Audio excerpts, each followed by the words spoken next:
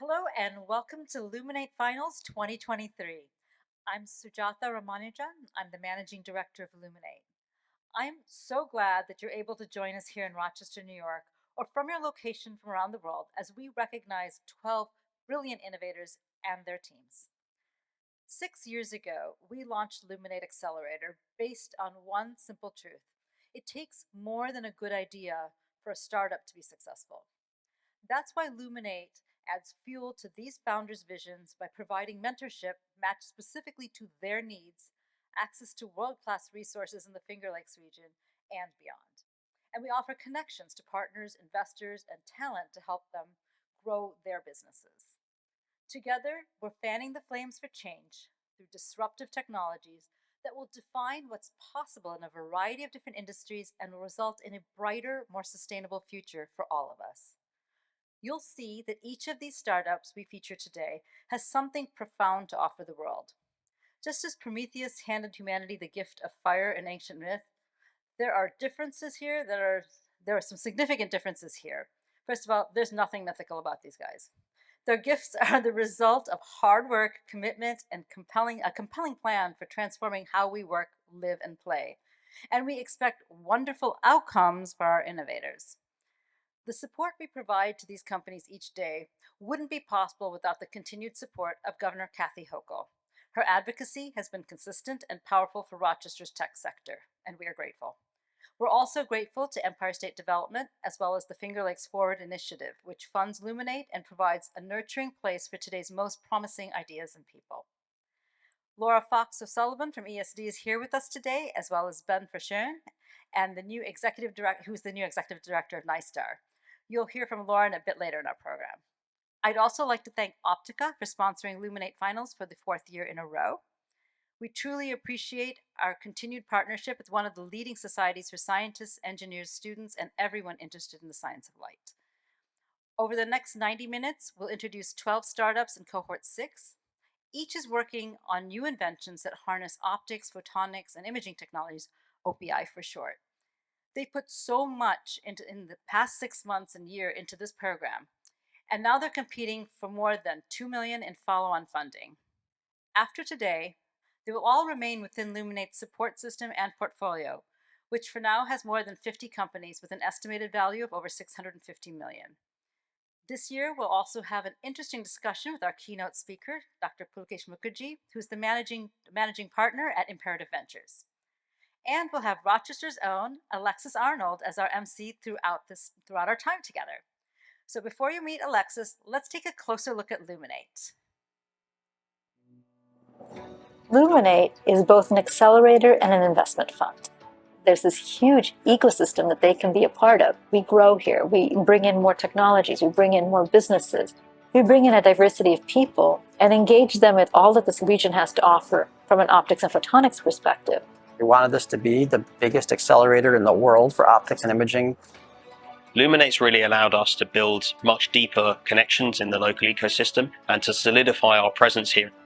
Luminate has provided us with unprecedented access to amazing resources. Everybody cares about how we solve problems. This is a value creation, and this is what Luminate has taught us. I've been around the optics space, applying it to different markets. You don't see a lot of facilities like this, and this is really unique.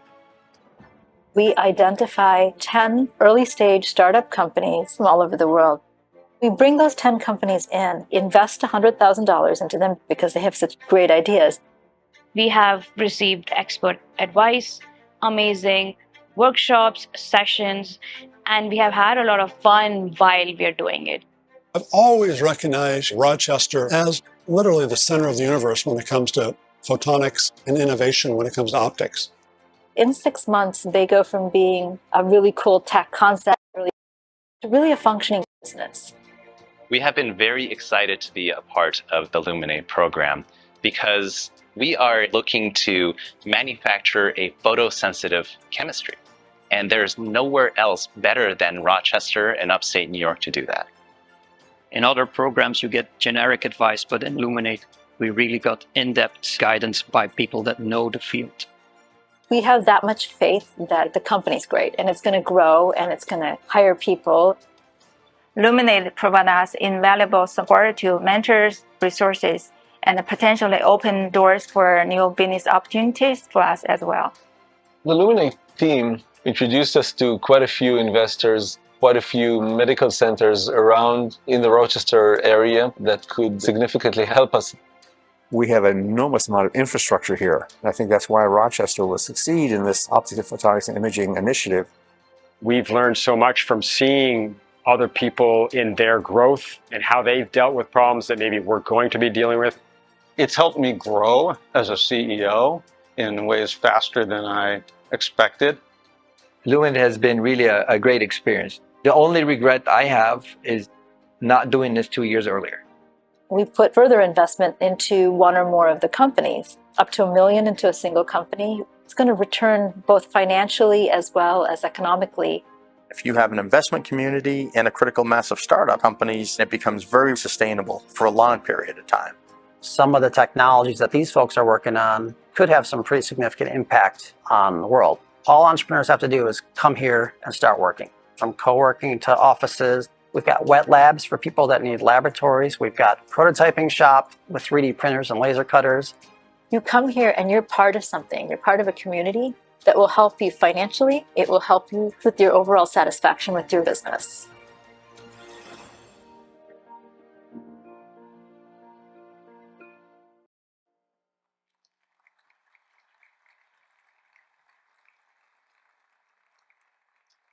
Now back to Alexis. After nearly 17 years on camera in the TV news business, Alexis recently took a new role at Avangrid, the parent company of RG&E and NYSEG.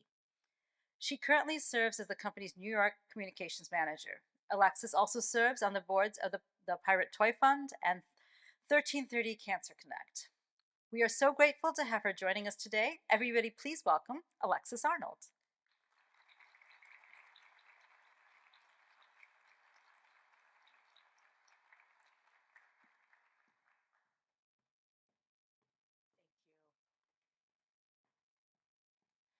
Good to be here. How is everyone feeling today? So honored to be here. Thank you for that introduction, Sujatha. I am thrilled to be here with all of you today. Somehow a microphone always still seems to find me, even though I am far removed from the TV news business, but I couldn't be more pleased to be here and stand before you all today. Such an amazing energy that you can feel in this room from inventors and leaders that are here. One of those leaders with us today is Liz Rogan, the CEO of Optica and its foundation, a position she's held for more than 20 years. Thanks in large part to her listening ear and guiding hand, Optica has grown to a community of more than 400,000 scientists, engineers, and all around trailblazers. Please, everyone, welcome Liz Rogan to the stage.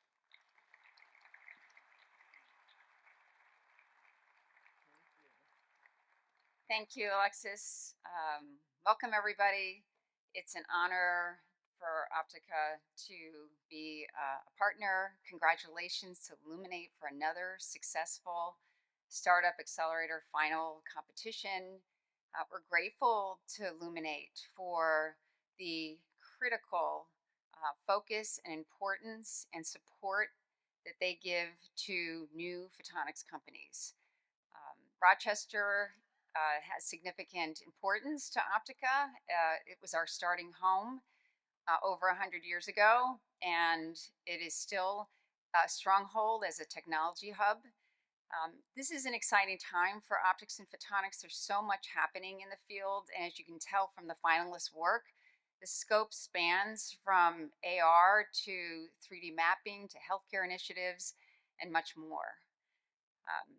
As you, as a company, continue on your journey to become a successful company, we invite you to become a partner with Optica. I have a colleague in the audience, Polya. Welcome, Polya, who has a nice sign there about becoming a corporate member. So it's my little plug. Optica bases all its activities on its core values. Those core values are innovation, integrity, inclusivity, and impact.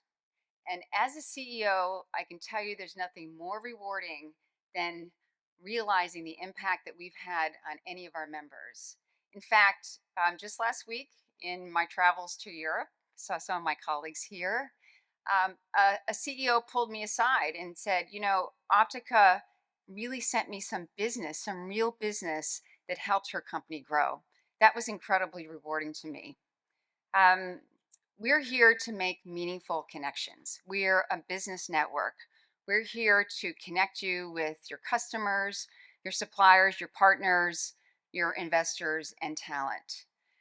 As I mentioned, I'm here in Rochester. I was able to pop into the Rochester local section. I encourage all of these companies that are competing to join your local cluster, your local section, and at least join one corporate member organization. If you want to be a global business company, consider Optica. So congratulations to the finalists. This day is about your work and all of the effort it took for you to get here today.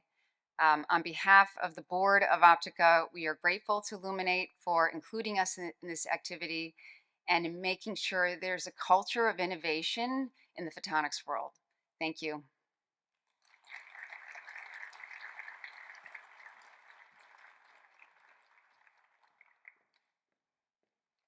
All right, thank you, Liz, for those remarks. Before we introduce our finalists, we have a few more people to thank for their ongoing support, including State Senator Jeremy Cooney, Congressman Joe Morelli, Assemblymember Jennifer Lunsford, Monroe County Executive Adam Bello, Finger Lakes Regional Economic Development Council co-chairs Bob Duffy and Denise Battles, of course, Luminate's distinguished advisory board members, our principal academic partners, the University of Rochester and the Rochester Institute of Technology.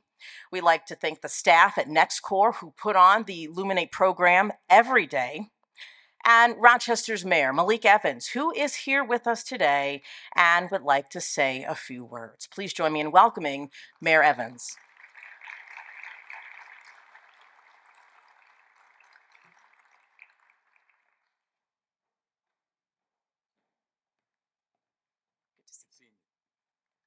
Good afternoon, good morning still, everyone, and I'll be brief because I know I'm standing between you and those awards that you want to get out. Just let me say it's an honor to be here. I look forward to Luminate every year, and there's no other place I would have wanted to be today than here, and that's why I made time just to stop by. I want to thank everyone for all of your work and commitment to Rochester. This is good for Rochester. I want to thank, of course, Sujatha for your leadership on this, as well as all of the people who are involved here and the names that you heard mentioned. You know, often I always say it's not me, but we that make things happen, and you need to work collaboratively and collectively in order to take your businesses to the next level.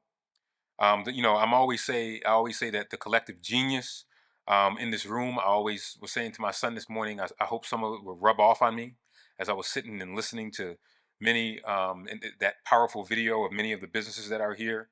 Rochester has always been at the forefront of optics, photonics, and imaging from the start, as you know. And this Luminate Accelerator is now adding to the groundbreaking optics, photonics, and imaging solutions that are being developed here.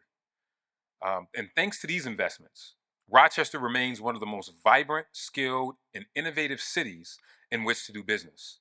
And we intend to keep it that way. Rochester's history is full of creative thinkers, risk takers, and problem solvers whose work has changed the world. And that tradition is proudly being embraced by the next generation, and many of you in this room represent that. So thank you to Optica for sponsoring this event. Thanks also again to Empire State Development and our state leaders. I saw Assemblymember Jen Lunsford here, who remain committed to the innovation economy. We have to not take our foot off the gas. That is where our future is. It is in innovation. But most of all, thanks to NextCore, one of my favorite places. They're in downtown Rochester. I was just there for one of their anniversaries. What number was that?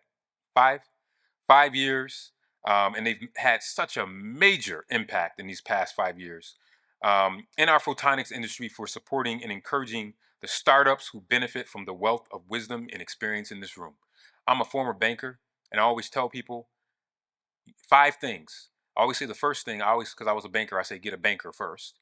And then you always say there's too many attorneys, but get an attorney, get an insurance person, right? Get a banker, get an insurance person. And then I always say, make sure you have also an accountant, because you got to make sure the numbers are right if we ask for your cash flows. But last and probably most importantly is get a mentor or a partner who can help you to be able to grow. And that's why I love this Illuminate, because they kind of bring all those things that I just mentioned together along with that technical expertise. I wish our brave entrepreneurs the best of luck, and I am thrilled to see what these startups have in store for us. What you present today could change our tomorrow. And I know the judges. I'm so happy. I've judged many competitions. I am glad I am not a judge for this competition. So to the judges, you have a tough job, but I know that you will choose wisely, and I know that everyone will do well. We have I'll just read a conclusion of a proclamation that we sent over to mark this august occasion. The good things when you're married, you get to proclaim things.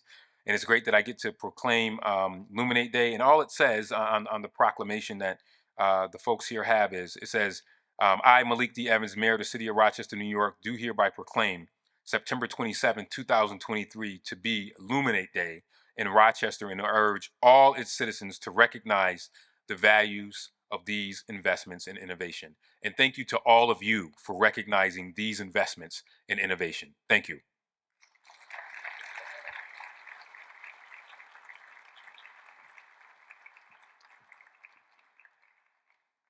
Thank you, Mayor Evans. All right, let's get on with the show now, shall we? You are about to meet 12 companies competing for more than $2 million in funding. We'll see a brief video presentation from each finalist that showcases their work. You'll also have the chance to vote for your favorite. We'll hear from 6 of those teams. We'll have our keynote discussion, and then we'll continue on with the remaining 6. Every single team has worked so hard this year. Each of them deserves investment funding. From Belgium to Israel to Germany, and of course right here in Rochester, they are all blazing trails in new technology and elevating their respective home cities.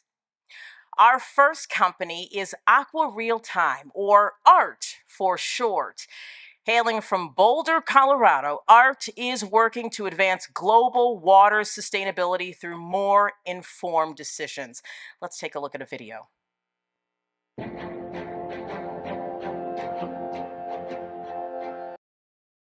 Of enable water stakeholders make sound management decisions about their waterways. Right now, there's a lot of locations of water, lakes, rivers, reservoirs. There's so many of them, and there's so much pollution happening in these places. You can't keep track of them by just having people go out and check and take samples. It's just way too big of a problem. There's way too many locations. The key is that if you can detect the problem early enough, if you can detect it when it's at a 1 out of 10, let's say that you have to close the beach at 6 out of 10, you can then take measures. You can treat the water, you can do various things, but you can catch it early and then cut it down. Maybe it only reaches a peak of 3.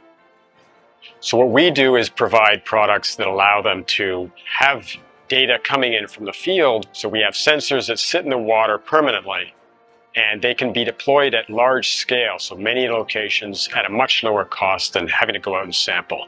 So they can keep track of vast water assets, lakes, rivers, coastlines, without having to go out and be there. Aqua Real Time provide a dashboard, which is very easy to use for drinking water utility managers. They look at dashboard, they can tell whether the algae bloom is happening or not. But also, we send alerts. So if something happened, they will receive an email. So the stakeholders can use that data to make decisions. With our main flagship product, the Algae Tracker, we ship it completely pre-assembled, which is a first in the industry.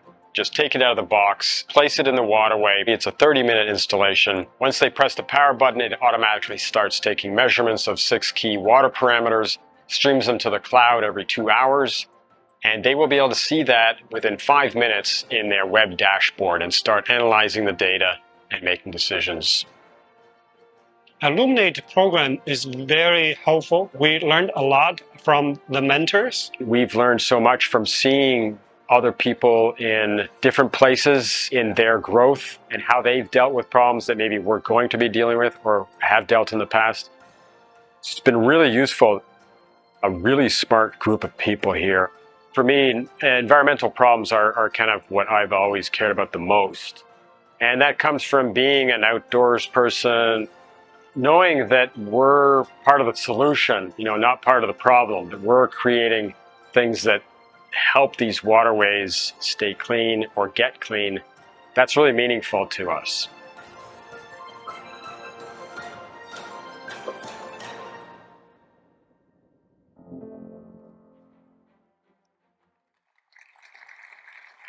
Yeah, give them a hand for their hard work and their innovations. Next, we have Archangel Imaging comes to Luminate from Oxford, England, and Syracuse, New York. They're deploying smart machines alongside people to protect valuable remote assets and vulnerable personnel, even in the most remote and demanding environments.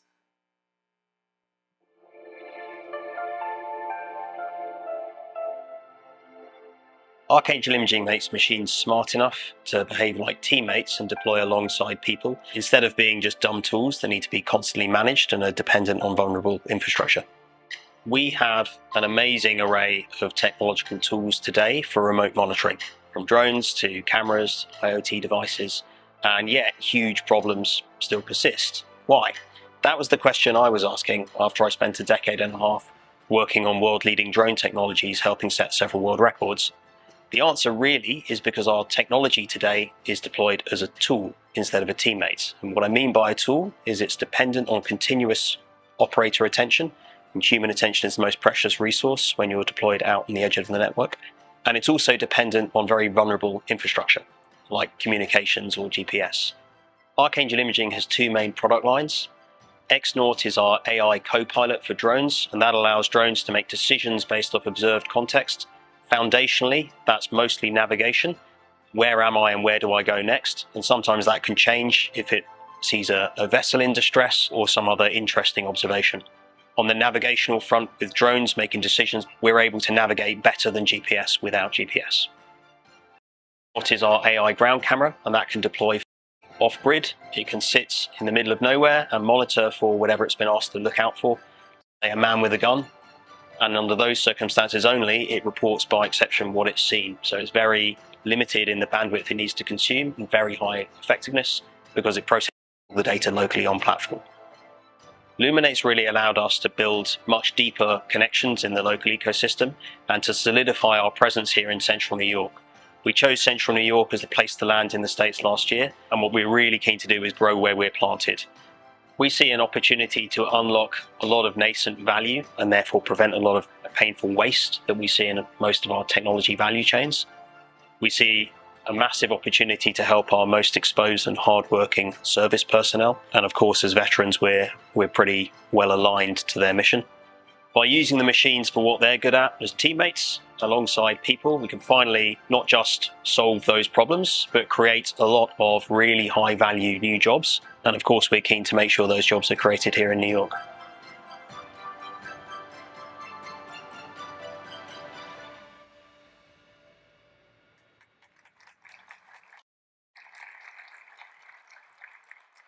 I hope you're taking notes. And if you're like me, you're in awe of what a lot of these innovations are what the components are of them. I do want to remind you that you do have an opportunity to vote for your favorite tech company, a sort of a People's Choice Award, if you will. So just keep that in mind. You'll have that opportunity to vote on your favorite at the very end. So I want to remind you, so take notes if you can, or maybe you've tucked all that knowledge away up here. All right, our next company we want to introduce here, we have Washington, D.C. based Digitized. Just imagine being able to take an eye exam from any location on any digital device. That's really cool, right? As we become more of a digital society. And they're making it possible. Here's how. Take a closer look.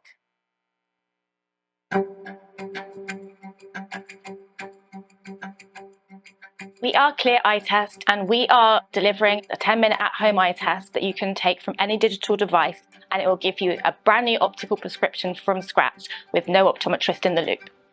We are living in a time where 50% of the vision population are skipping their annual eye exam. 2.5 billion people don't have access at all. By digitizing the vision industry, we can create unprecedented access to eye care services on a global scale.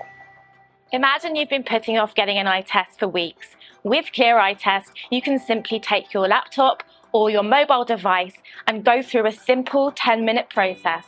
Getting your results instantly at the end will give you an optical prescription from the comfort of your own home. The user goes to our website and is shown a series of our patented contrast sensitivity images. The user's unique responses to those images allows us to create a digital model of that user's eye. We use that digital model to simulate that user's vision and predict how they would perform in a traditional eye exam setting.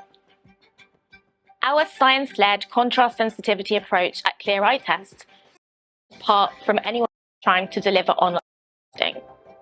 The eye care industry currently generates $160 billion in annual revenue. Our solution is the only solution capable of capturing the missing revenue that's on the table. Luminate has provided us with unprecedented access to amazing resources. They've helped us shape our go-to-market strategy, strengthening already really valuable partnerships with the University of Rochester, the Flam Eye Institute, and the Institute of Optics.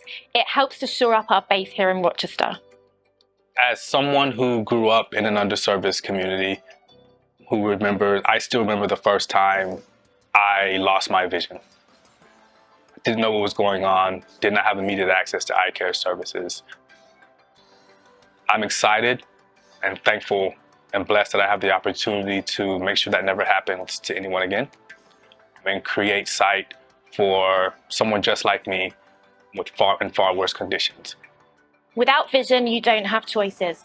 Our eye test can give access to eye care for people who previously haven't been able to access it. This means that we can improve quality of life no matter what your economic status.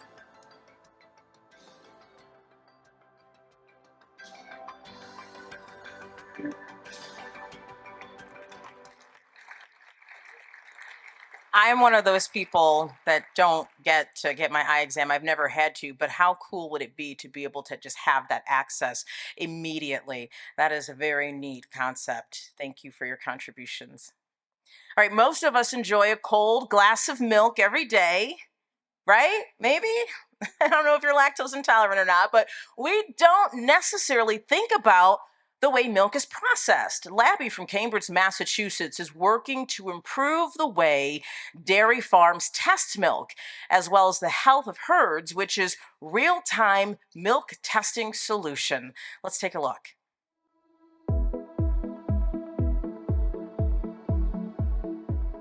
Labby is a dairy information and data company born out of MIT. We're developing the next generation mobile sensing technology for dairy industry. Dairy is a significant part of our economy and food supply. The problem we're solving is mastitis. It's a global challenge the dairy industry is facing. It is the #1 health concern for dairy cattle. Mastitis is a bacterial infection can spread quickly among the herd. Globally, it affects 250 million cows and costs the dairy industry $32 billion annually. The infection can reduce milk yield, decrease milk quality, and requires increased antibiotic use. Currently, the lab testing is slow and infrequent. That makes early detection and prevention very difficult. Labby brings lab testing technology to field, enabling farmers to perform rapid and efficient milk testing right on the farm. We have two products, a portable milk sensor and inline milk analyzer. The portable device is easy to use. With a drop of milk into our device, farmer can get instant results on milk quality such as butterfat, protein, and somatic cell count in less than 1 minute. The inline device can work with both conventional and robotic farms. When the cow walks into the milking parlor, its milk will be automatically tested and monitored. We also promote a new kind of relationship among dairy farmers, animal veterinarians, and nutritionists. With our real-time animal health data, those service providers can monitor cows remotely and take proactive measures when the problem arises. We call it telehealth for cows. Participating in Luminate is amazing. There are no programs like Luminate. There are no other place like Rochester that offer both accessibility in dairy and optics world for us. Luminate provides us invaluable support to mentors, resources, and potentially open doors for new business opportunities for us as well. I'm so passionate working in the dairy industry. At the end of the day, I know our solution make a huge impact on the future of dairy.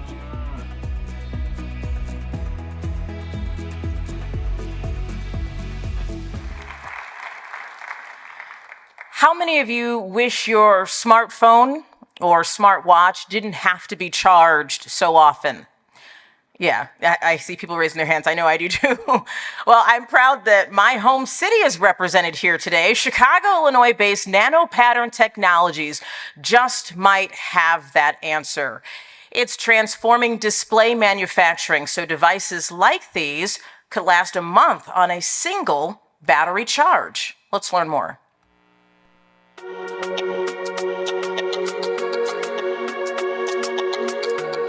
The name of the company is Nanopattern Technologies, and we are commercializing a chemistry that enables the next generation of sustainable electronics. Imagine in 2025, a new smartwatch comes out with 30 days on a single charge. This is very much possible if we move towards energy-efficient screens. However, these energy-efficient screens are hard to integrate into portable devices due to limitations in resolution, thickness, and the cost of manufacturing. Here at Nanopattern Technologies, we're very excited to say that we can, with our breakthrough chemistry, enable the manufacturing of energy-efficient screens at sufficient resolutions for portable devices. Our technology allows for the patterning of quantum dots, which are these amazing semiconducting nanoparticles, and we can pattern it at the required 5 times resolution, 1/3 the thickness, and it's fully plug and play with current manufacturing techniques. So we can actually reduce the cost of manufacturing even further. This disruptive technology would enable the manufacturing of energy efficient devices and displays.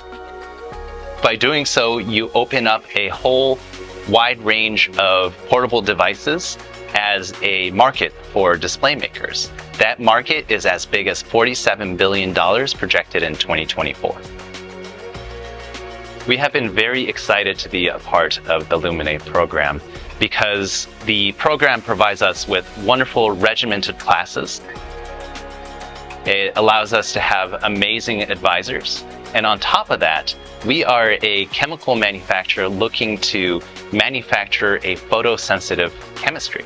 And there's nowhere else better than Rochester and upstate New York to do that. Before I started Nanopattern Technologies, my original passion has always been sustainability. What I want to do with Nanopattern is use its technology and its potential to improve the efficiency of screens and all kinds of consumer electronics so we can go into the future feeling much better about how we use our technology.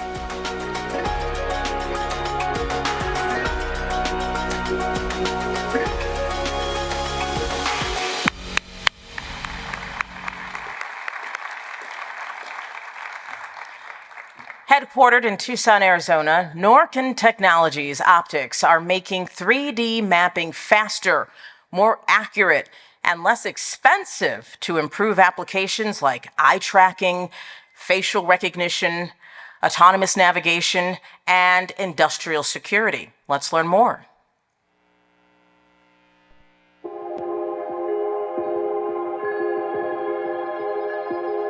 The mission of Norken Technologies is to commercialize optics that makes depth imaging more powerful. Depth imaging is already used in many applications. People know it in 3D scanners, in iPhones and tablets, for mapping interiors of rooms. They know it from LiDAR. The problem is that depth imaging right now is really only in high-end applications. It's pricey. So how can we make this more affordable? Because if you think about cars and you think about the number of fatalities from highway accidents at high speed, 30% of fatalities come from cars not being able to stop in time. So if you have technology that can see further down the road better than a person can, that can detect a hazard, you can save lives. The reason that depth imaging costs so much right now and is not as effective as it is it relies on laser power. Norcon technology, our products are lenses that are the means to making the LiDAR, the depth imager, more powerful. So you don't have to rely on increasing the laser power to do it. These lenses are able to bend light more than conventional glass and plastic lenses that are on the market today. I have found participating in Luminate to be very exciting. It's helped me grow as a CEO in ways faster than I expected. The mentoring has been superb. I have a much clearer value proposition for my company. I have more confidence in negotiating in what I bring to the market that's unique. We're anticipating having it be integral to making depth imaging more common, more widespread, more affordable, and we're expecting to help make that a bigger part of society, and we're very excited about that.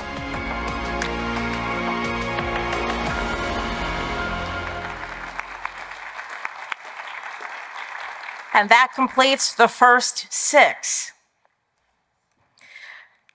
In April of this year, the entire optics community, and Rochester specifically, lost an amazing engineer, educator, entrepreneur, and friend, Jay Eastman. He founded 3 companies and was an inventor or co-inventor on 48 issued U.S. patents. Most recently, he'd worked alongside his son as co-founder of Optel Incorporated. He earned his PhD in optical engineering right here at the University of Rochester. Outside of work, Jay served numerous organizations, from the National Women's Hall of Fame to Optica, SPIE, the Rochester Engineering Society, and the National Academy of Science. He was a friend, a mentor, and one of the most generous people. Although he's no longer with us, those working at Luminate will continue his legacy in our facility's optics and electronics lab, now named after Jay. We'd like to take this moment to recognize Jay Eastman and his family.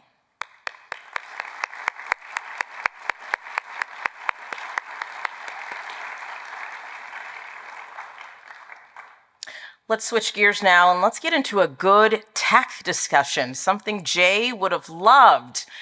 Our keynote speaker, Dr. Pulikesh Mukherjee, is the managing partner at Imperative Ventures. He previously spent 10 years at BASF Venture Capital, sourcing and executing investments in the energy, agriculture, chemical, and industrial sectors, and serving as a director or observer on the boards of early-stage technology companies. Prior to his VC role, Pulikesh worked for more than a decade in international business development, sales, marketing, and chemical process scale-up. Today, he serves on the advisory boards of INREL Investor and Venture for Climate Tech, and is an advisor and mentor at Cyclotron Road and Creative Destruction Lab. Let's everyone welcome to the stage Pulikesh and Sujatha. Back to the stage.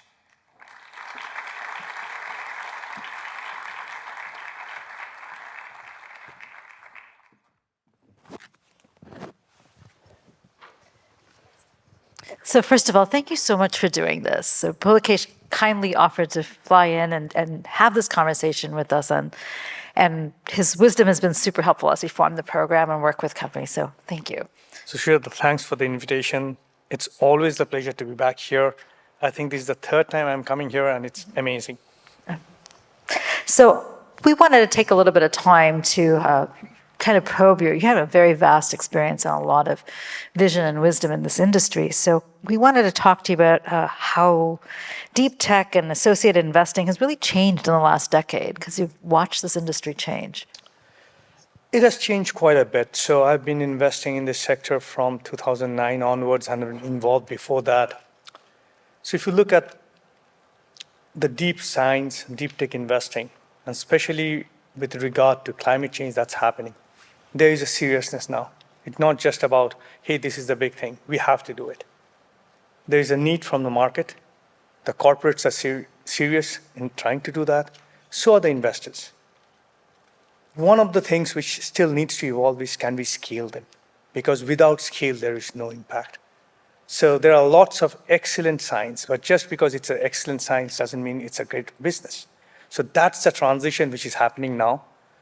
And the other thing which I'm seeing, which is different from before, is the intersection of incubator accelerator, which is funded by government and labs, the VCs who are getting into the space, the corporates are moving in, and the growth capital, like TPG, BlackRock, they're coming. But above that is where the government is playing a role with regulation, with funding like the IRA and other, which was not there before. So whenever we look at an investment in this space, we see what has changed today that the outcome would be different than what it was before. So along those lines, we've all faced some significant supply chain issues, and the optics industry is no exception. We have both solved problems as well as been the receiving end of problems in that and in semiconductors. So how does that shape innovation and investing? So a lot of the things which is a bit different, what you do, what I look at is, these are physical objects which you hold in your hands. So supply chain matters. So whenever we are looking at an investment, we look, great, this is fine. But let's assume you're successful. How will you scale it up? Where will the materials come from? So if I look at, just for this audience, in a battery manufacturing, we are talking about lots of the minerals and metals that is coming up is cobalt, nickel, manganese, lithium. And that presently has one way of supply chain. If you look, China controls a lot of it. With COVID, what was blaring is we need to rethink that and see, hey, can we completely depend on one way of looking at things, or there are other ways of doing things? Can we near source some of this, and what needs to happen for that? Many a times it's not resource constrained. It's constrained because we haven't developed the production, the manufacturing, which I think with the IRA that's coming in, that's a lot of that will change of manufacturing here in US, and that is absolutely needed.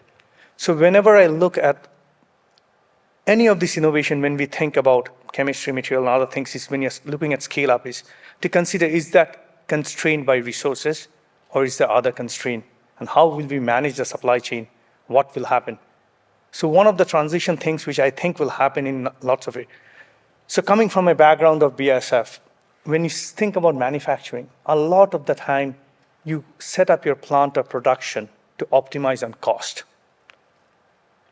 Today, with the climate change, we will electrify a lot of things. So the future factories may not be where today's factory exists, because electricity might be your main cost driver. So we have to look at that in a complete system level and see what needs to happen. So do you think that investment have actually, like the function of investment as well as the structure of investment has changed in response to these challenges? So with climate change that's happening, what has been the biggest change is the realization among both corporates, the government, the scale that is needed. If you look at reports from different consulting firms and others, those numbers are in multi-trillion dollars, like too big, but it's a huge number. And the second thing that needs to happen is also a lot of the places you need the right policy, incentives, and regulation. So that's the major change that I see both here as well as in Europe, in Japan, and other places. So that's one big change which is forcing it. The second is the consumer. So having worked in a corporate, and this time I can tell you, the consumers are seriously interested in having materials, with circular economy, with sustainable products. The question is, are they willing to pay more? Many a times, that's not the case. So we have to think, how can we take all these things account and make it still cost effective? If something is 10 times more expensive, that may have a niche market, but that will not scale. And if you're not scaling, you don't have the impact. So historically, if you look where market have shifted, you need minimum 2 things. There are lots of things that needs to fall in place. But people will not compromise with performance. So you need a product that is equally good or better. And the second is it has to be more cost effective. So what do you see as the role specifically of accelerators and in these types of early stage investments? What should we be bringing to the company? Sure. So here I'm biased, having invested in physical science for a long, long time. And by training, I'm a PhD chemist. So I love science. But just because it's a great science doesn't mean it's a great business. That's where the role of accelerator and incubator comes in, is we as scientists, and including myself, we fall in love with what we do. And I can tell you, coming from research, I went directly to sales. And my first year was frustrating. And I say, this is a green chemical, and I see all the value, it has no waste. And they would say, hey, this is the purchase order from China. Can you beat the price? So that's the transition that needs to happen, which I think the accelerator and what you do is incredible, is who is your customer? What is the product that you're really selling? So when I look at a business, that's the critical part of understanding who your customer is, and then understanding how will the customer benefit from using what you're using. That was my biggest learning from sales, is will I buy my own product? If I can understand who my customer is and how are they benefiting, then track back is how will I benefit or how will I. So that's what you do. It's bringing that discipline here. Also, I think it's about mentorship and getting network to the industry.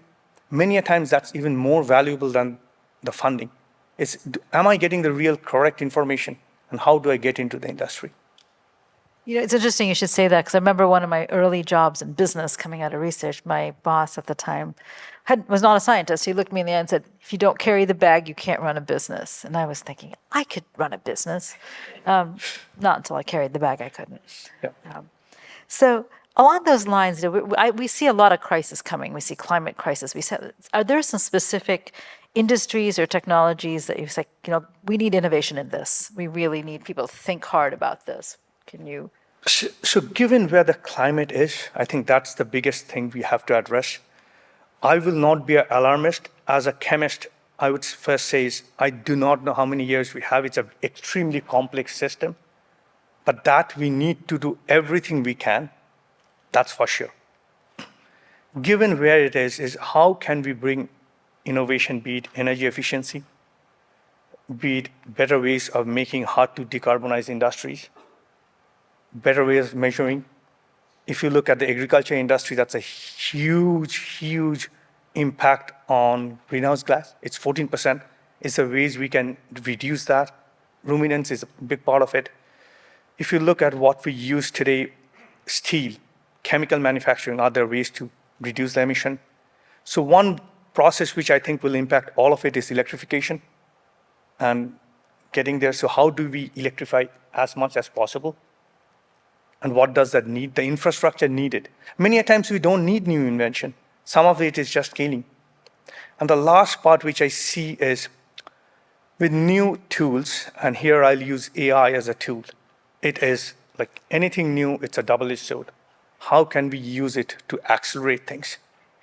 So the two things which I think is important is how can we scale and scale quickly at speed?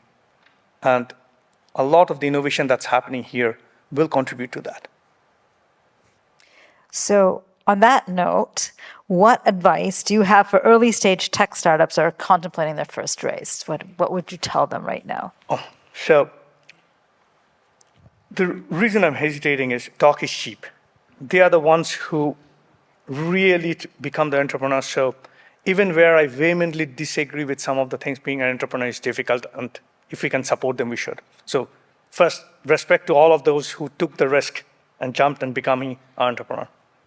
Having said that, I think what's critical to understand is the industry that you're getting. Many a times, these are incumbent industry which is existing. I think one of the difference with software is in many cases when Google started, search industry didn't exist, or AI.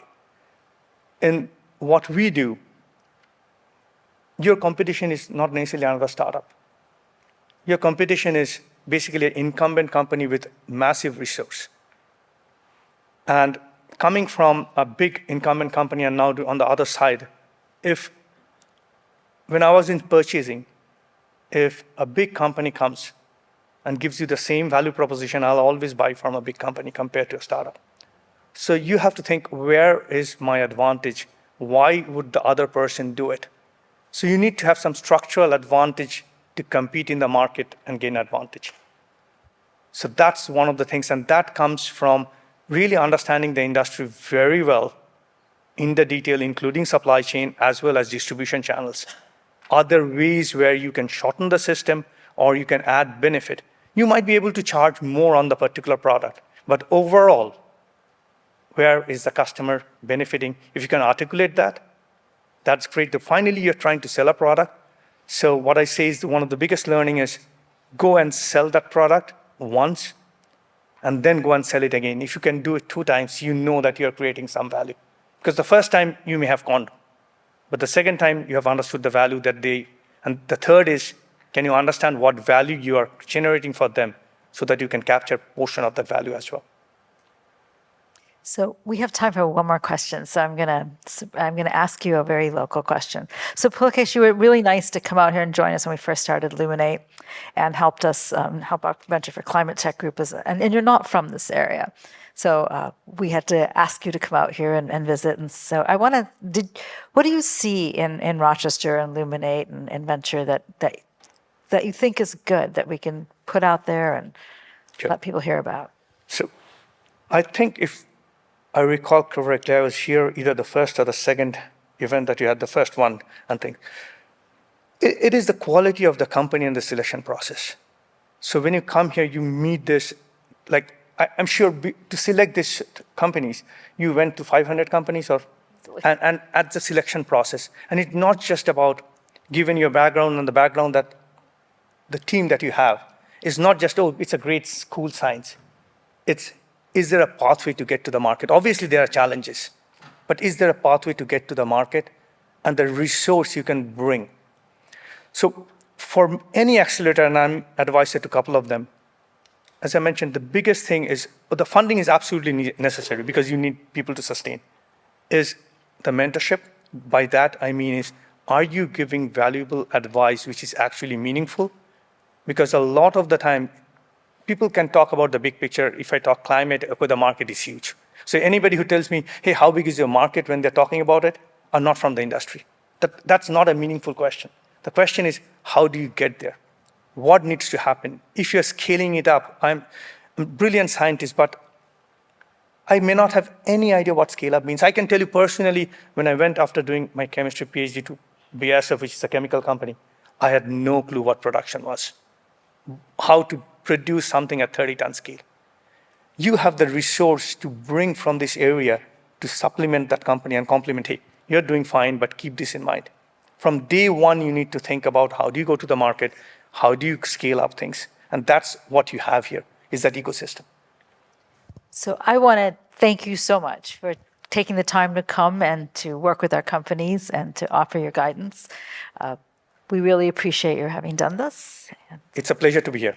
Thank you. I'm looking forward to the rest of the program.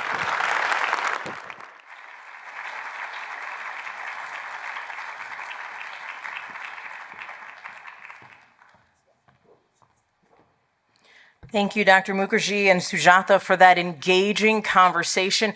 I hope you were able to take something away from that. Not always do you get to get in the mind of a great scientist and hear kind of what they're thinking or give you advice, really sound advice. And I really love that last question about Rochester. And it's If you're a Rochesterian, you should be proud. We always hear talk about Rochester really putting innovations on the map, and we truly are. We are such a hub here of innovation and technology and business, and that's something to be proud of. And to our finalists, you all should be proud for taking that leap, taking a risk. Because like you said, talk is cheap. There's a lot of people who talk and say, yes, we're going to do this, or I could have done this, or you should have done that. But you guys actually did it, and you're doing it. And I think that's great. And I just want to commend you. And let's give them a round of applause.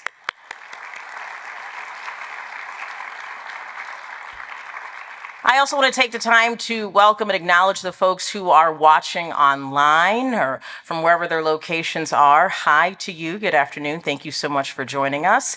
As we move on to see the remaining finalists, Oculi of Baltimore, Maryland is building the world's first smart programmable vision sensor. Think of it almost like putting the eye in artificial intelligence to enable cutting-edge technologies such as gesture tracking, facial recognition, and eye tracking.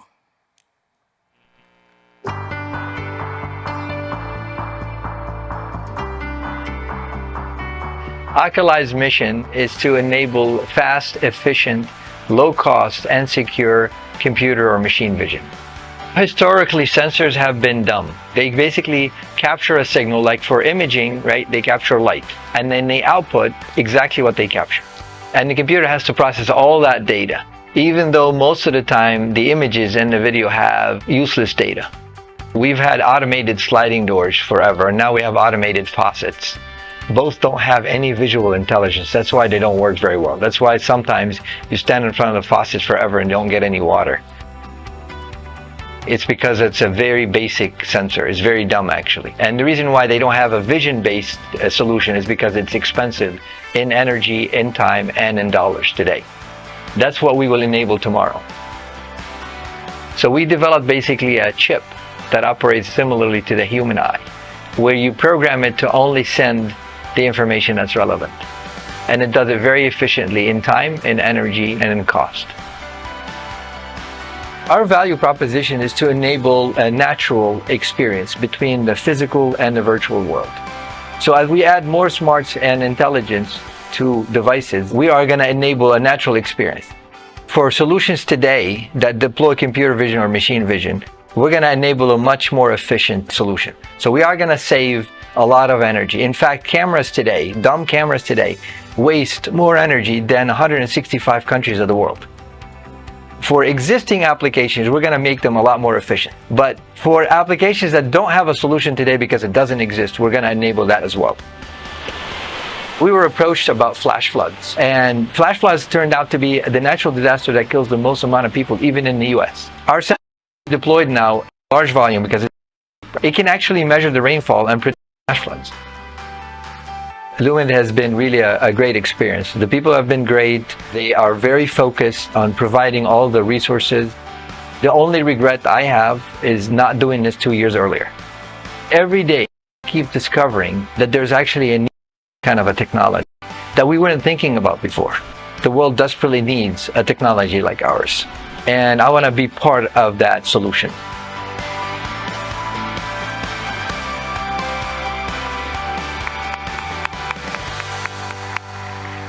That's really neat. Funny story. You talk about the sensors on a water faucet, or maybe walking into the room. Our building where I work has rooms on sensors, and I can't tell you how many times I've walked into the ladies' room and the light won't come on, and I'm sitting here waving my hands so the light can come on. So that's pretty neat. I can relate to that.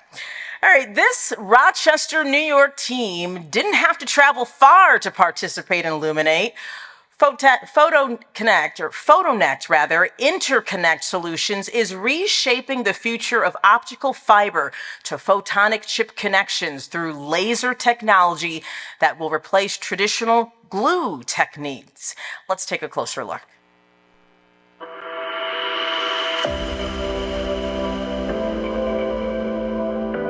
Our company, Photonet, is developing a new technology to connect optical fibers to optical chips that are being used in data centers where all your internet actually gets transmitted and processed.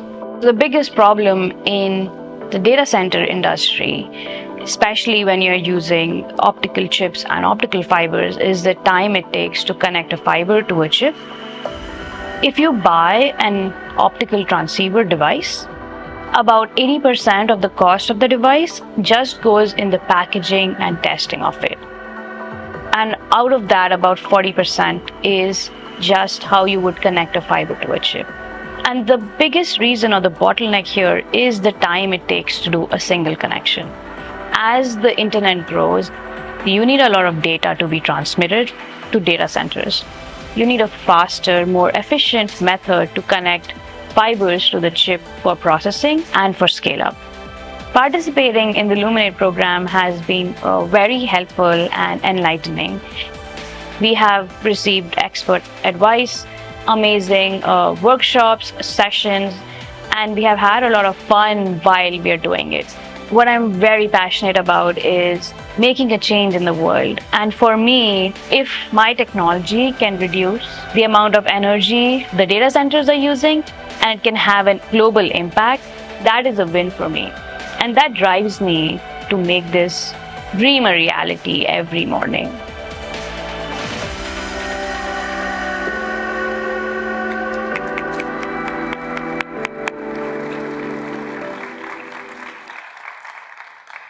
Next, we'll hear from PlaneOp Sim from Melle, Belgium. They're helping R&D teams solve complicated problems through software that streamlines the design of meta lenses. Let's take a look.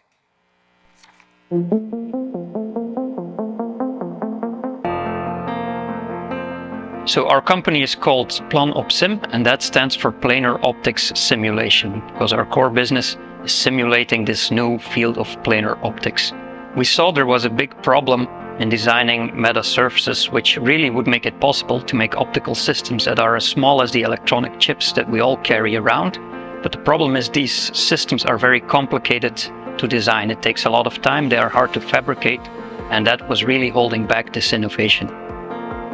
To solve that, we created a software that simulates the different physical aspects on multiple scales on the cloud to allow for super fast design of new optical systems. We see the immense untapped potential of meta optics or optical meta surfaces. It needs tooling to get things right, and this is our core focus with PlaneOp Sim. Meta surfaces can really enter into all kinds of systems, smartphones, cars, and the people that need to design those, of course, need a design software. Our technology really benefits the R&D teams in research labs and design companies that are making new optical systems that are drastically better than the classical glass lenses that we all know. Luminate has a very exceptional quality and combination of things, which is high technical knowledge in combination with key market insights, and this is crucial for any high, fast-growing team. We joined the program and have been surrounded by high-quality mentors that really know the optics and photonics community. In other programs, you get generic advice, but in Luminate, we really got in-depth guidance by people that know the field. What excites me about optics, photonics, nanophotonics, and imaging in general is the fact that it's everywhere. Light is everywhere, and it's so beautiful in a sense that it makes other technologies shine so much brighter. PlaneOp Sim will change the optical industry by making it very easy to design these meta surfaces, and that will enable them to be used everywhere in optics.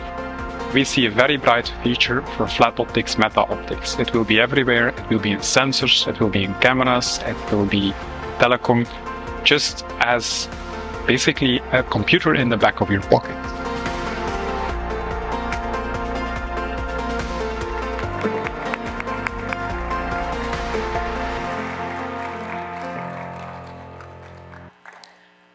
Q-Art Medical comes all the way from Ra'anana, Israel.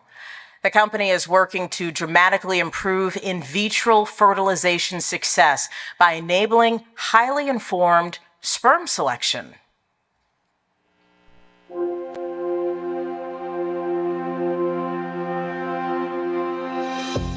The company name is Q-Art, which stands for Quantitative Art. Art means Assisted Reproductive Technologies, which basically means that we introduced a quantitative measurement of the sperm cells for the IVF practitioners, which basically allows them to be making a very informed decision when they select the individual sperm cells for injection into the oocytes.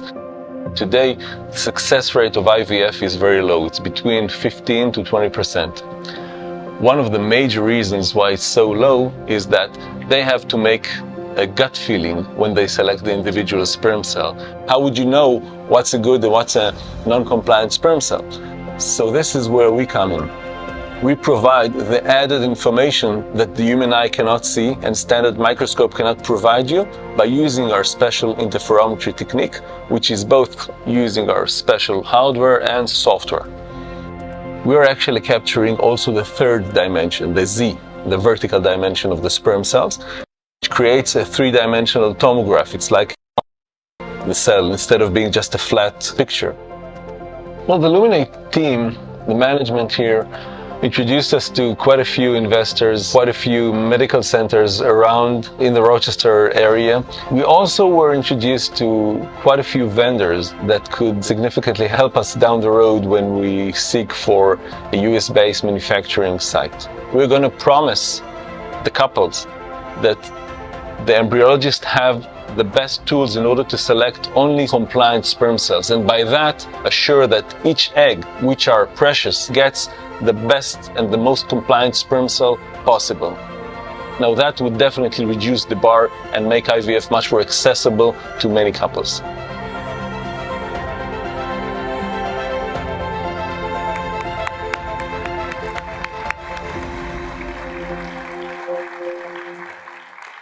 Quantum Technologies, based in Berlin, Germany, is commercializing the world's first chip-sized laser spectrometer, which will make it possible to miniaturize large laboratory equipment for molecular analysis. Sounds interesting, right? Let's learn more.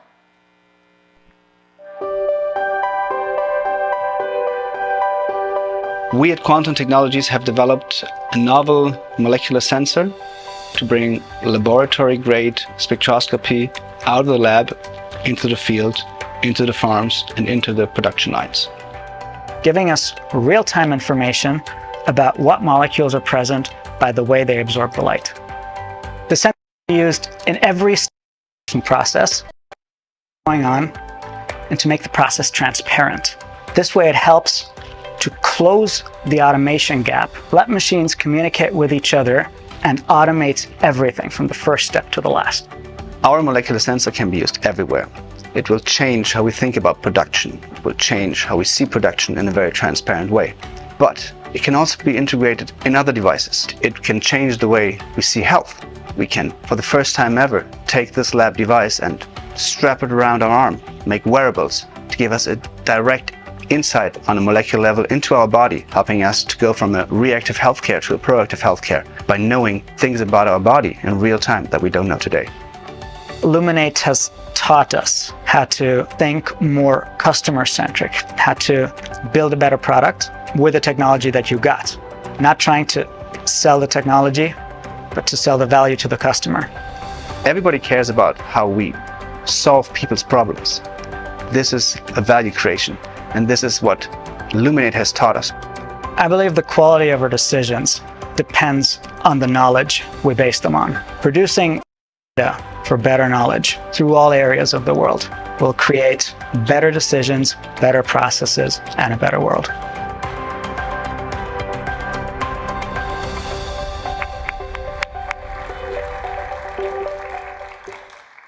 Our last company is Swavy Photonics from Leuven, Belgium. They're transforming how augmented and virtual reality are experienced by providing ultra-high resolution 3D images that literally blur the lines between the real and virtual worlds.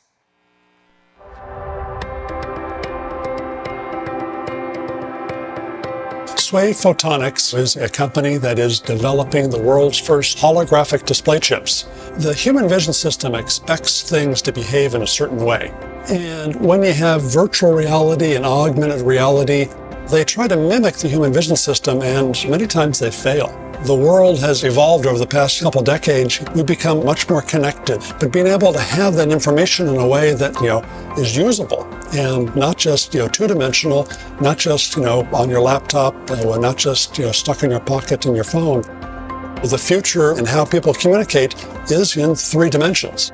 We're making that prospect come to life and doing it now as opposed to, 10 or 20 years from now that a lot of experts thought it would take. SWAVE has developed this breakthrough for photonics using standard CMOS semiconductor technology and will soon be introducing the world's first spatial light modulator to make dynamic holographs come to life, not only to make augmented reality and virtual reality solutions much better, but eliminate the need for glasses and goggles entirely. And we think this is going to have a huge impact on how we live, work, and play. One of the reasons that we wanted to participate in Luminate, a little bit of a personal reason, I started my career off at Eastman Kodak. So I've always recognized Rochester as literally the center of the universe when it comes to photonics and innovation when it comes to optics. This has been a fantastic, really accelerator for us to be able to engage with these market-making companies that can add both value as well as open up our opportunities for SWAVE Photonics. This is the best job in the world, being able to work with the most talented, energetic people that I know and bringing technologies that we know will exist, but up till now, the technology hasn't, been available to make it happen. And bringing that to life, there's no better job.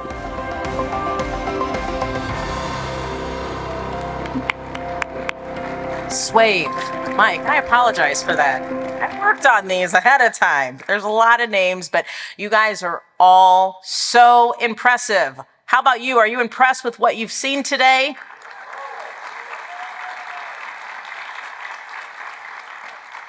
This year's cohort, no doubt, is on fire with fresh ideas. I'd now like to welcome Laura Fox O'Sullivan, the Finger Lakes Regional Director at Empire State Development, to the stage. Laura?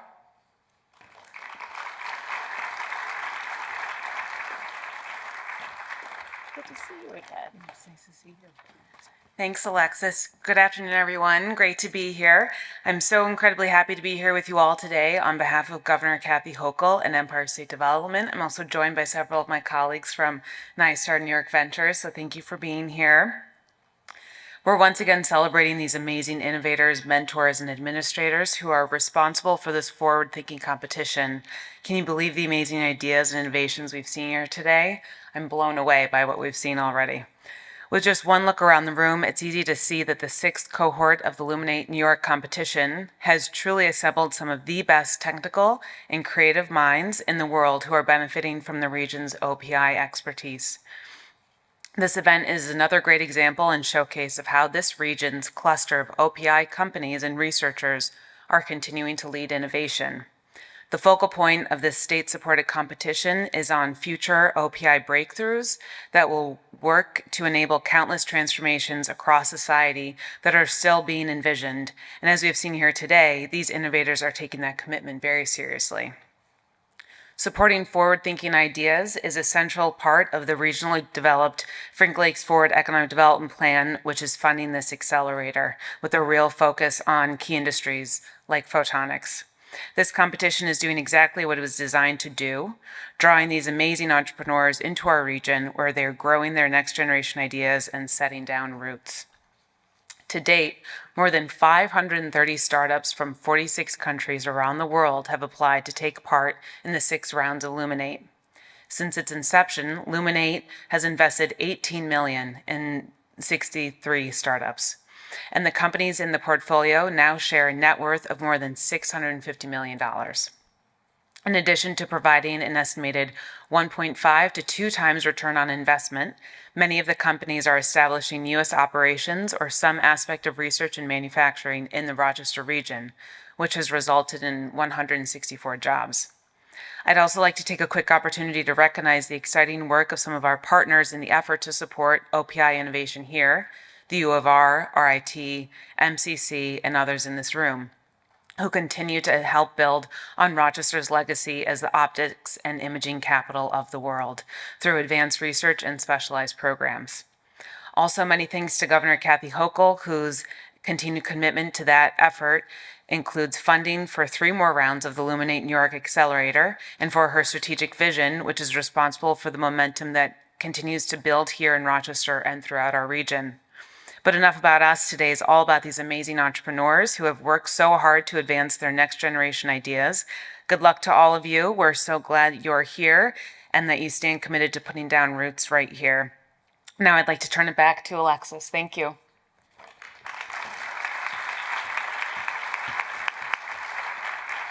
Thank you, Laura. We're so glad you could join us today. Now, before we get to audience voting, we have one more guest who would like to say a few words. Please, everyone, welcome to the stage State Senator Jeremy Cooney.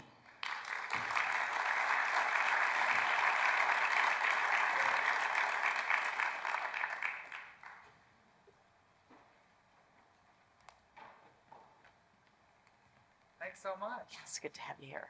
Great to be here. Hi, everyone. Hope everyone's doing well. It's so delighted to be here, and I know I'm the last, or one of the last speakers before all the good stuff happens, so I'll be quick. But I didn't want to miss the opportunity to be here and say 2 things. First, thank you. Thank you for coming to Rochester. Thank you for being here in New York. Thank you for making sure that your innovative ideas can create the future generation of our workforce here in New York, in upstate New York, and of course, in the United States. We're surrounded here, sitting in this great theater, and every single time I come in here, they've done another improvement. The last time I was here with the governor, I was still on a crutch, and so I had to figure out how to get up the stairs. So I'm so grateful for this space, and it looks incredible. But we're here, obviously in the shadows of Xerox and Bosch and Lomb across the way, and Kodak down the road.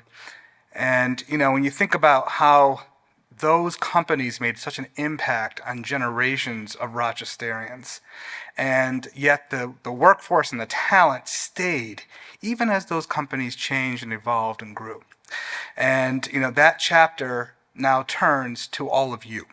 As you saw through the amazing presentations this morning, there's no doubt that the Finger Lakes region is the place to be for imaging and optics and companies powered by OPI technologies. And so whether we're building here in augmented reality, I just rushed in here from Henrietta, which is one of our surrounding towns, which has some of the most amazing companies doing augmented reality work. Healthcare, environmental technology, taking advantage of the New York Green Chips Act, which I was very pleased to sponsor in the Senate, which of course is the complement to the Science and Chips Act at the federal level. You please know you have a home here in Rochester and our region as a whole. And of course, New York State stands ready to support you, not just today in a fancy ceremony like this, but also in the long term. We want to make sure that we're growing along with you. So I want to thank Governor Hochul and Empire State Development for their continued leadership and our investment in the Finger Lakes region specifically. And I'll close by saying that as I'm looking forward to seeing where Rochester grows and where New York grows, we have to be more intentional when it comes to being more competitive with what our partner states are doing, our sister states are doing, and what's happening around the globe. And so the awards that we're going to see in just a few moments and the work that you have done leading up to today helps us stay more competitive. New York is changing, and you are part of that change, and I am incredibly grateful. Thank you.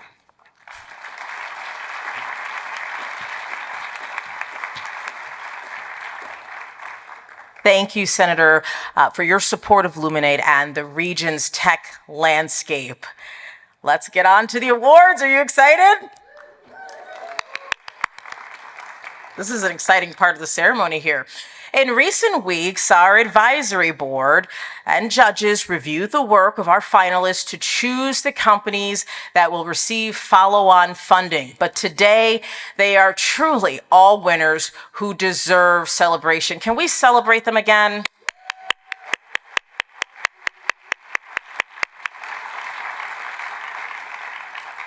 As we shared earlier, all of these brilliant teams will continue to receive mentoring and support to grow their businesses.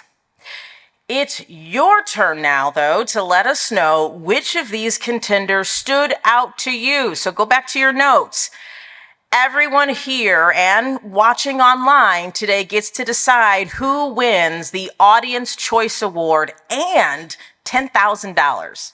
So I need everyone to take out your phones. You don't need to worry. There's no Wi-Fi password required in order for you to vote from the theater. You're all set. And if you're joining us from home, simply scroll just beneath the viewing screen and click the button to cast your vote. Here in the theater, you should be able to scan the QR code, yep, right here on the screen, or go to menti.com in your browser, and you're going to enter the code 67359779. You can see that on the screen, but I'll say it again, 67359779. Then next, you'll want to select your favorite company. And remember, you can only vote once. So while you're casting your votes, I want to encourage any entrepreneurs who are watching today who have a startup that's developing technologies with the use of optics, photonics, or imaging to consider applying for a spot in cohort 7. Luminate's application period is now open until January 8th, and it's really easy to apply, so we want to encourage you to do so. We need more change makers in our community, in our world. And if you want to learn more, go to luminate.org and register for an upcoming info session. We'd love to have you. We'd love to meet you and help you assess if you're a good fit. We also encourage you to consider becoming a member of Optica too. Imagine the power of being part of an organization that brings together hundreds of thousands of bright minds who share the love of science and light and are eager to help emerging ideas become a reality. And with that said, I believe the voting period is ending. With that, it is now time to hand out the awards. Sujatha, can you please join me on stage? It's time. I feel like we need dramatic music. We are handing out now our Innovator Graduation Trophies to Cohort 6, and I'm going to read them. And would you like them to come up, Sandy, as they...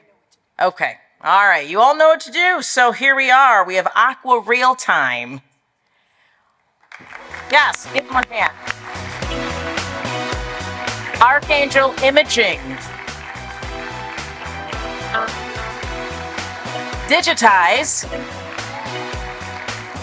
Labby, Nano Pattern Technologies, Norcon Technologies, Oculi, Photonect Interconnect Solutions, PlanOpSim, Q-Art Medical,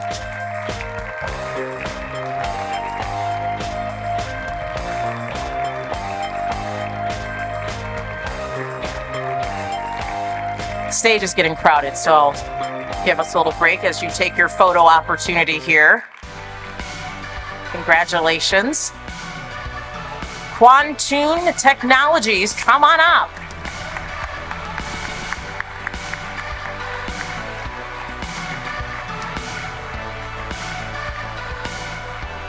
And last but not least, Swave Photonics. I believe he's made his way up.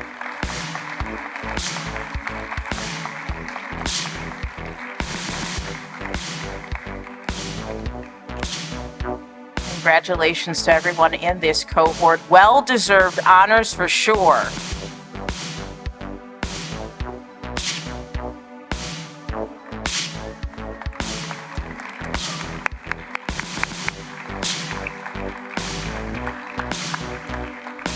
How are you all feeling on stage? You feeling great?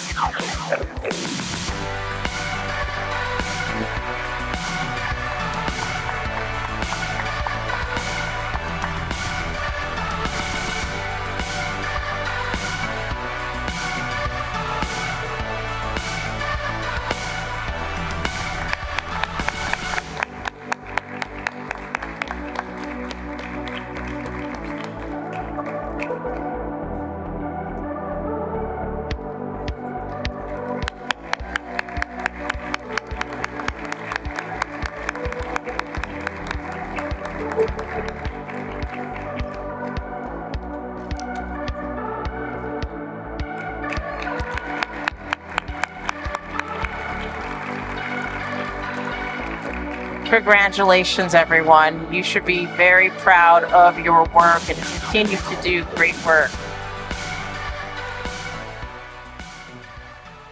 All right. You guys can't see over my shoulder, right? No peeking.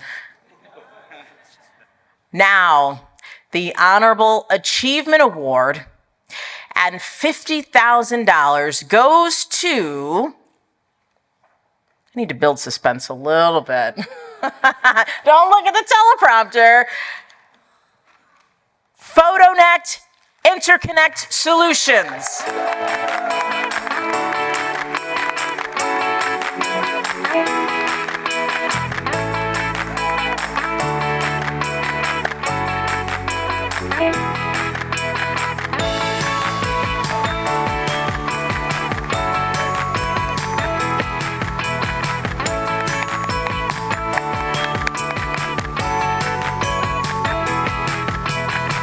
Congratulations.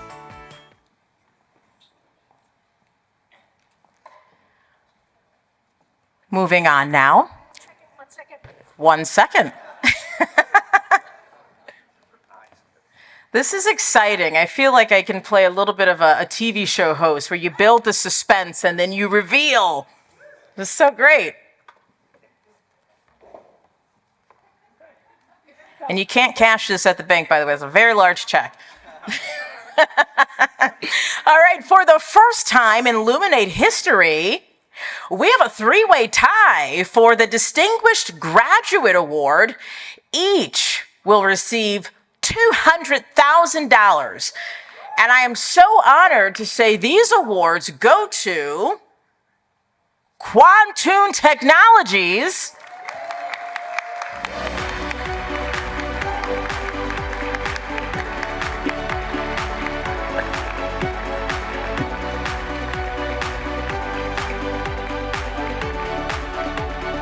I said there were three, so we got two more, but give you a photo opportunity here and soak in all of this. Take it all in.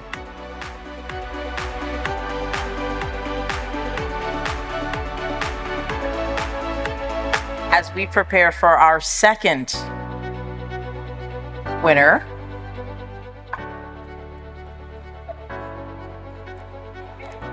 our second Distinguished Graduate Award goes to Nano Pattern Technologies.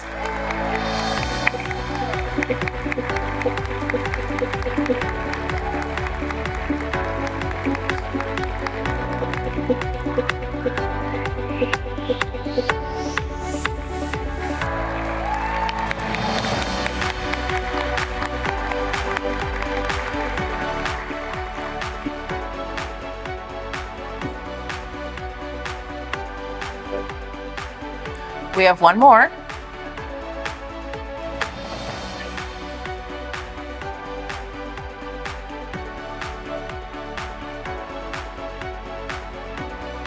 All right. And the third award goes to Swave Photonics.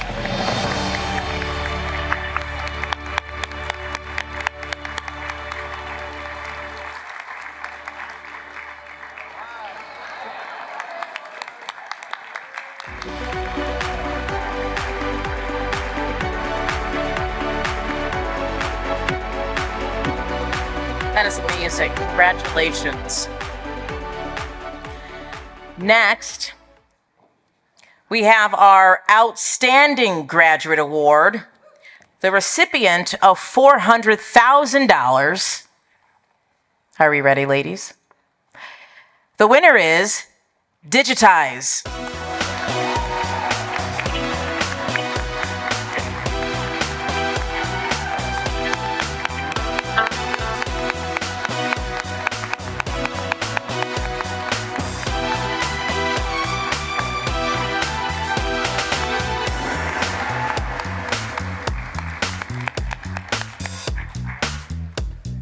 Congratulations.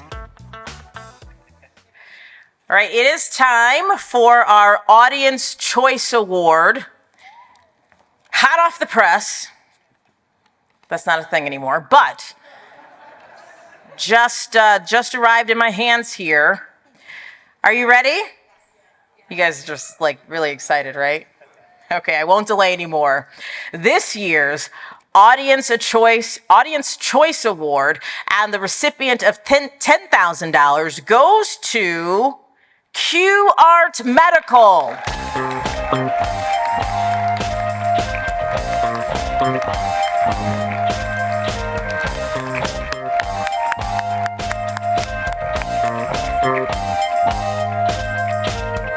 Thank you all for your participation in the Audience Choice Award.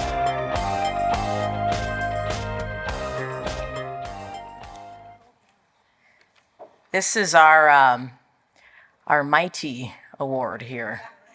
But we're gonna. All right. I love this. I can just hand out money, but it's not mine. Sort of, a little bit. Our final award today comes with a check of $1 million. Woo!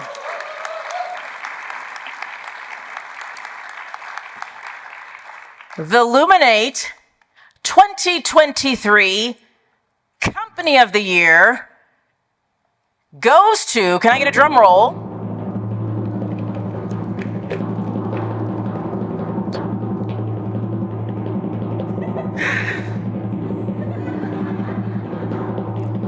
Oculi!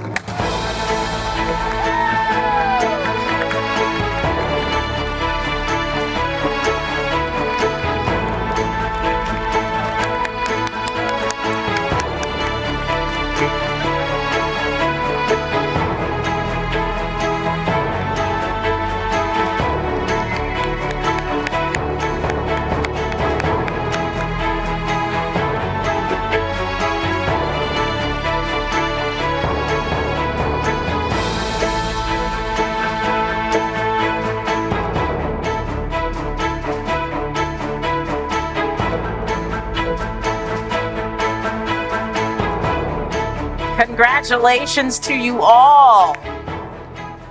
You should all be so proud. I love this because you all are the dreamers, the planners, the inventors, the doers. You are making things happen and step by step making things a bit better for our world, our communities, our place. You are great examples and role models to our young kids who are learning that they can take the leap and they can make a difference and be change makers. Not everyone's going to be an athlete. Not everyone's necessarily going to be a lawyer or, be on TV or be an actor, but they have the ability to change the world, and you guys are leading by example. So thank you for your contributions.